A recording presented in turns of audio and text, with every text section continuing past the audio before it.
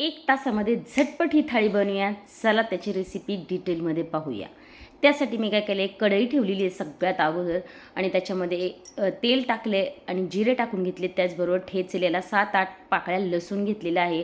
त्याला छानपैकी असा क्रंची करून घ्यायचा आहे. मग एक मोठा कांदा बारीक चिरून घेतलेला आहे चौकोनी, त्यालासुद्धा आपण परतून घ्यायचं आहे. आणि इथं टोमॅटो टाकून घेतले एक, त्यालासुद्धा परतून घ्यायचे. त्याच्यामध्ये आपल्याला आता काही बेसिक मसाले टाकायचे. आता ही भाजी तुम्ही हिरव्या मिरची करू शकता, पण एकदा या पद्धतीने नक्की ट्राय करून पहा. आता इथं मी अर्धा चमचा हळद, एक मोठा चमचा भरून लाल तिखट टाकून घेतलेले, त्याला सुद्धा छानपैकी परतून घेऊया. आता हिरव्या भाज्या शक्यतो आपण हिरव्या मिरचीच करत असतो, पण या पद्धतीने जर तुम्ही भाजी केली नसेल ना चवळीची तर नक्की ट्राय करून पहा. खूपच छान टेस्टी लागून गेली. आता 1 मिनिटासाठी तिला मस्तपैकी मोठ्या गॅसवर परतून घेऊन मी पुन्हा झाकण ठेवून सुद्धा 1 मिनिटासाठी ठेवून देऊया. त्याने काय होईल माहिती आहे का, आपल्या हिरव्या भाजीचा कलर मेंटेन राहतो. लगेच मीठसुद्धा टाकायची गरज नाही आहे. आता साधारण 1 मिनिट परतून झाले झाकण ठेवून सुद्धा. आता आपण मीठ टाकून घ्यायचे. आता या तांदूळ किंवा चवळीच्या भाजीला मीठ थोडंसं कमी घालावं, नाहीतर ही भाजी खारट लागून जाते. आता 5 ते 7 मिनटं झाकण ठेवून ही भाजी शिजून घ्यायची. शेवटी मी त्याच्यात शेंगदाण्याचा कूट टाकला. ऑप्शनली नाही टाकलं तरी चालेल, पण टाकून नक्की पहा. आता पुन्हा मी 1 मिनिटासाठी तिला गॅस बारीक करून ठेवणार आहे झाकण ठेवून. लगेच आपली भाजी रेडी होऊन जाईल. भाकरीबरोबर ही भाजी नक्की तुम्ही सर्व करा, अगदी तोंडाला चव येऊन जाईल.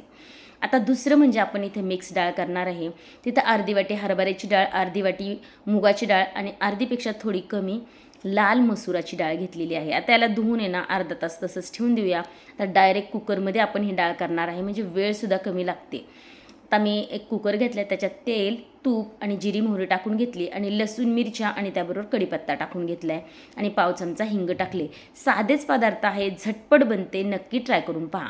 2-3 लाल मिरच्या टाकल्यात आणि मेथ्या नक्की टाका. अर्धा चमचा मेथी टाकली आणि एक टोमॅटो चिरून टाकलेला आहे. त्याला परतत वगैरे बसायचं नाही आहे. आता ह्या सगळ्या डाळी टाकून घ्यायचे, त्यांना व्यवस्थित मिक्स करून घ्या. आता मसाल्यांमध्ये मी 1 चमचा धने पावडर आणि अर्धा चमचा अगदी लाल बेडगी मिरचीचं तिखट टाकलेलं आहे. ऑप्शनल आहे, पण कलर छान येईल म्हणून टाकले. आता गरम पाणी टाकायचे, तर तुमची डाळ आहे ना लवकर आणि मऊसूत शिजून होती.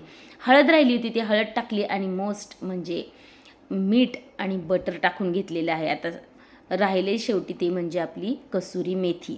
त्यात झाकण लावून 3 शिट्ट्या काढा आणि शेवटी कोथिंबीर टाकून लगेच डाळ सर्व करा.